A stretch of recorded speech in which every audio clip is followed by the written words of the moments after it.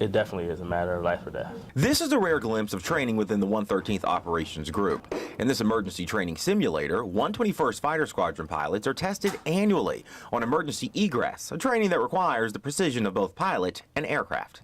We go through the scenario of you pull the handle, nothing happens, what do you do? Meaning pilots must know the second, third, and fourth options to exit aircraft in an emergency, where airspeed and altitude are factors. What that does is it actually keeps them on their toes. I say it's less than 10 seconds. And like clockwork, if this was a real-world ejection, directly across from the training cockpit, pilots are tested on emergency parachute descent training.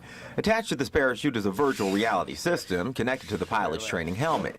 Pilots are tested on how to land in the forest, in the desert, on an island, and at different altitudes. Additionally, they're tested on parachute malfunctions and steering. Parachute's not going to work properly. Failure to stay current within these simulations will result in being grounded, according to Senior Master Sergeant Sharon Mason, Aircrew Flight Equipment Superintendent. The acting pilot for this exercise is Staff Sergeant Mitch Scarborough, another Aircrew Flight Equipment technician, where in addition to pre-flight and post-flight inspections of the parachute and other equipment, items must be inspected before and after pilots are seated in the cockpit. Depending on the type of piece of equipment that they fly with, it is given a periodic inspection that is very detailed and in-depth.